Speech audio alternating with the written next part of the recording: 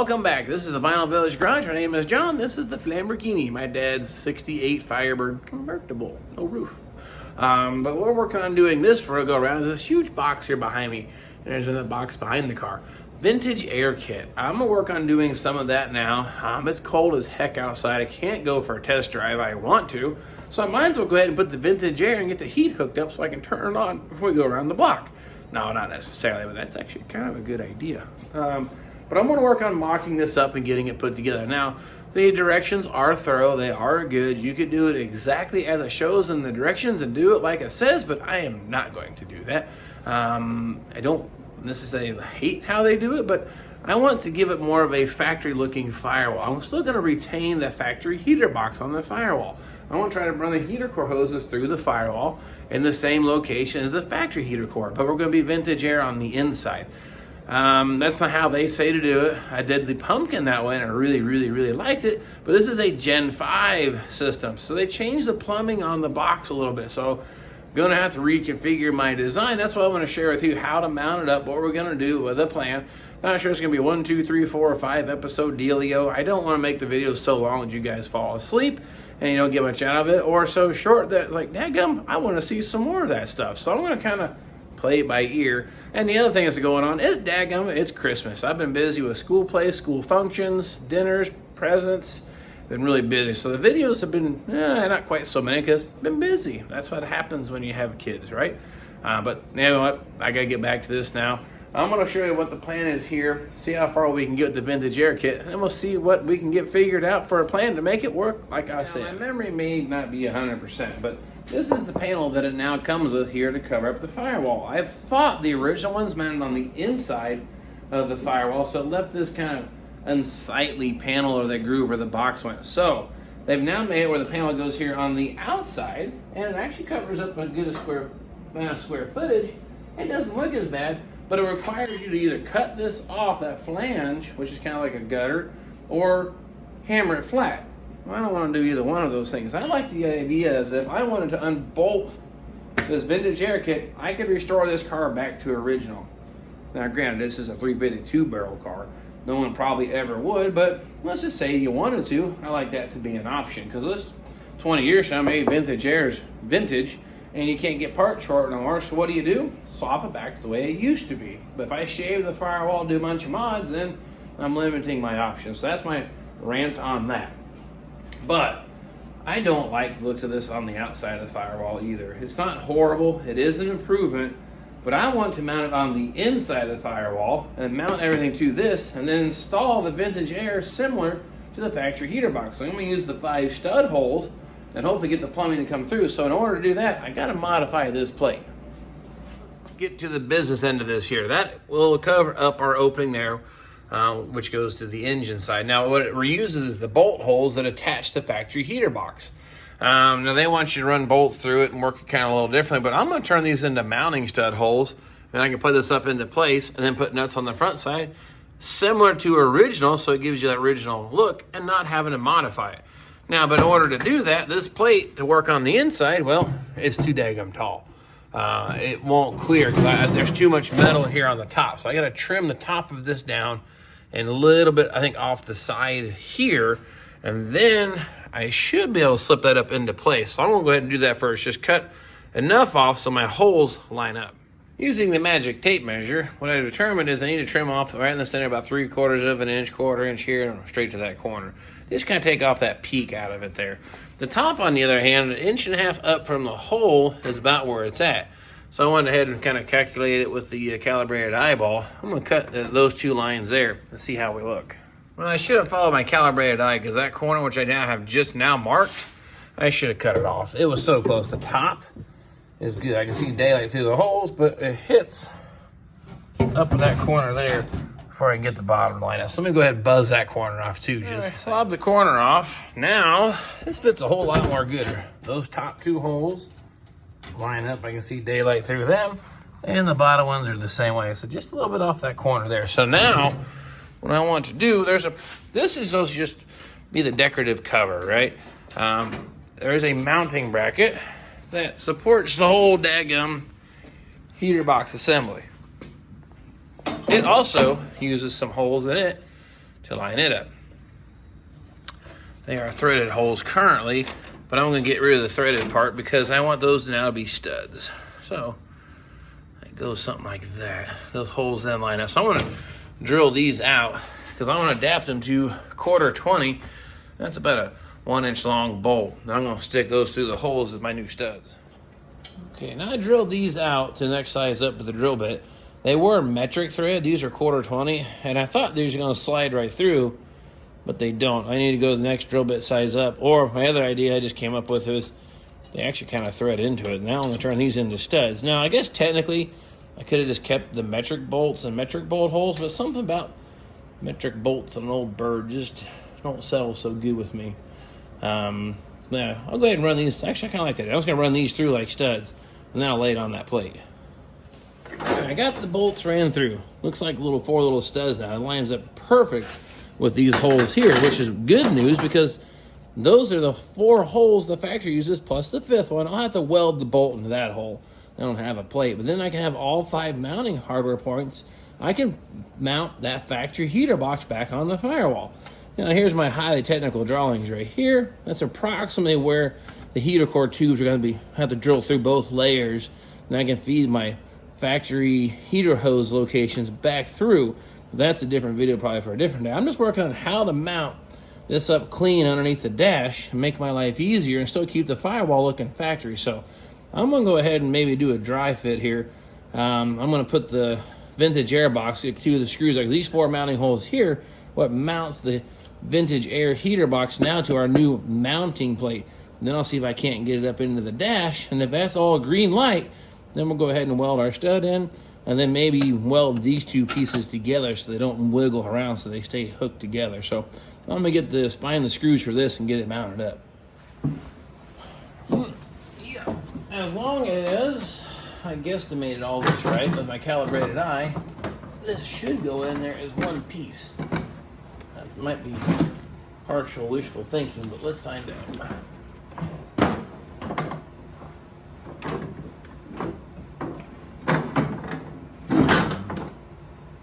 May have to leave this plate separate.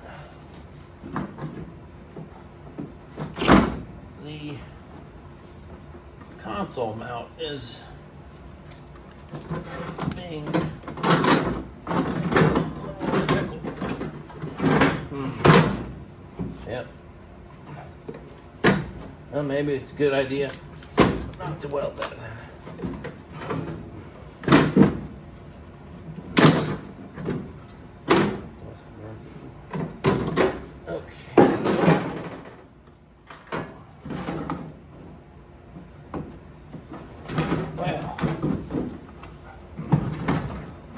Don't fit. I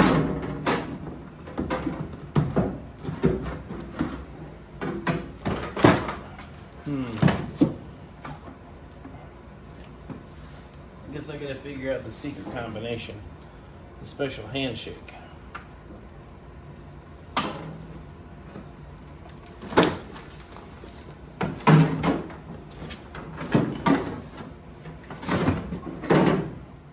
Now, after discovering the secret handshake, put the defrost vent in first, like so, and then lay that in like so. Then I hope we can stack this back in place and put this in as an assembly. I might end up just go ahead and gluing or sticking that plate to the firewall.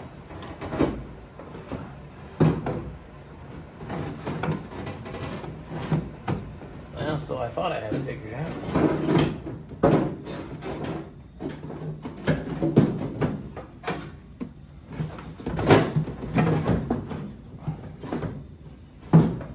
I better take the module out of here, take it loose. It's just hitting on the edges of that. Let me go grab a screwdriver. Now, selectively, there was no video. Take the module loose to give me enough clearance. I was able to put the end therein for the defroster vents up first and slipped it up into place, but it did have to trim down my studs about 1/4 of an inch. But that's okay, there's still plenty of meat hanging out by the time I put it all together, so that's not going to be an issue. But now, metal plates in place, you can see how that's going to look. I'm going to put a seal around the firewall on the inside, so I'll seal that plate to the firewall, keep any moisture getting out in case it runs down the firewall, if ever a car wash or rainstorm, whatever it might be. But now we can see I need to make some holes in our plate for our heater core hoses to go back through. But I should also now be able to mount this back to the firewall once all painted and happy. But I'm kind of put it into place here. Careful, steady. Oh, I got a bolt still on the firewall. There we go. Now, you get the idea. This is a good one, not full of rust holes. Unfortunately, she's a little worse for wear. I'll see if I can't find out. Louis at Almile Pontiac said he has one of these who's going to hook me up with. But for visualization, you can now see I can mount this back on the firewall like so, and then it'll kind of look like a quick glance under the hood, still a factory firewall, and completely reversible with any heavy modifications. And again, like I said, I'm going to put the 2 heater core hoses back through the holes there, but now you kind of get the idea what the goal was and why I'm going through this trouble to mount it this way. You know, some of the chaos behind the scenes, take a little break. When's the last time you've seen an actual factory mount with the single nut still intact? The brackets were a little pitted. They cleaned up okay sandblasting, but the rest of it actually came out pretty clean. I put a new nut on just the same, but I have both left and right, surprisingly, on this car still. And things to keep in mind behind the scenes, I'm always media blasting pieces, getting them ready. Here's your other bump stop for installation. So that's some of the things I'm working on behind the scenes that you don't always see, but that's all part of the build. I blast every single little piece, including the plastic parts. Look at this here. I take all that paint off, and I do a light little sanding on any sharp edges. Then I go ahead and paint it the color that I need it to be. I figure that's a good way to get the paint to bond and to stick really good, is get all the old paint off and all the crud off it. So those are some of the behind the scenes things that's going on that you don't always see here at the Vinyl Village Garage. Now that I'm thinking about it, with that in its place, I went ahead and just snug the nuts up just a little bit.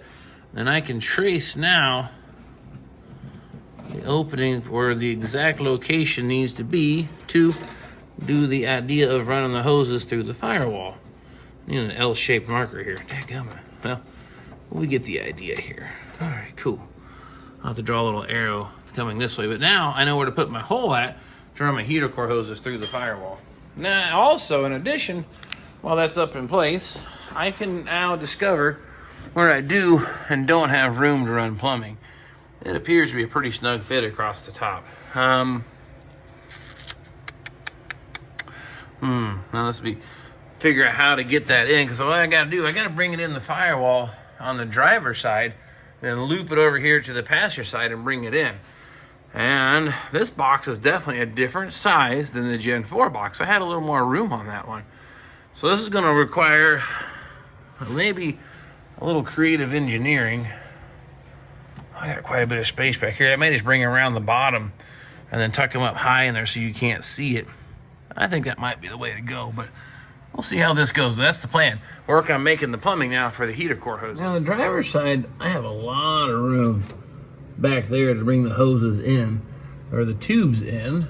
And maybe up top, I know there might be enough room up there up top. I just have to keep it hugging really close and tight, but I think it might actually work. But this is the other reason lock this thing into place to see how much room we have to work. So looking pretty good. The heater box to work, be a conglomeration of all this little copper piping here, soldered together at all the perfect angles. So that's what I'll work on figuring out. Well, there you have it. I'm gonna kind of maybe call it quits here on this video, just because I have some more engineering to do on those heater hoses. I'd like to get that all assembled so I can go ahead and do the same thing. Slide that in as an assembly, I hope, and then put it through the firewall with the tubing already installed, and basically hook my heater core hose up just like I would from the factory. And the only thing left to undo would be the AC lines. Now, the vintage air kit, I did this on the last ones, has you, I'm pointing at the driver's side, I know, but the driver's side kick panel, cut it apart and murder it. I kind of like the kick panel vents. I like to leave the kick panel vents in and operational, so I route the AC lines, also a custom installation.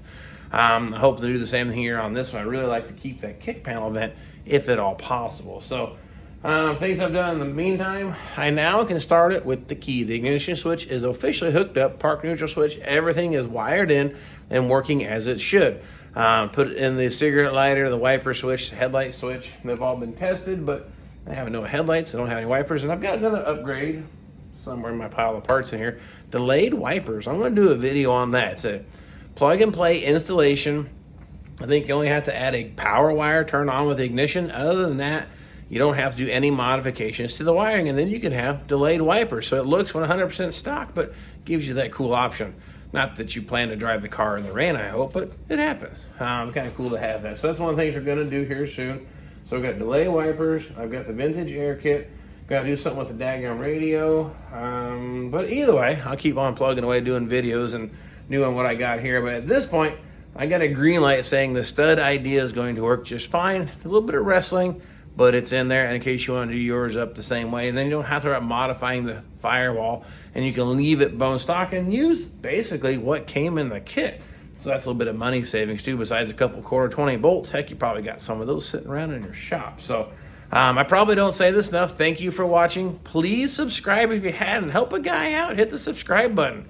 For some reason, I know it doesn't necessarily matter to everybody, but my subscriber count's in the dumpster. Now, I have plenty of dedicated viewers. I put a video out. I feel really good. A lot of people pop in, check out my videos and watch them, but I'd love to have a whole lot more folks doing the exact same thing. So, but that's how you get that notification. Hit the subscribe button for a guy. Thanks.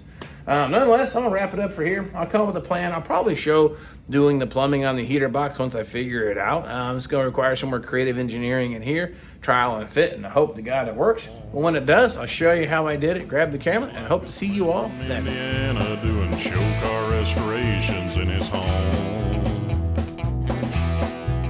With just a 2-car garage, building cars and having fun. And these old boys jumped up and said, "Now, John, you know that can't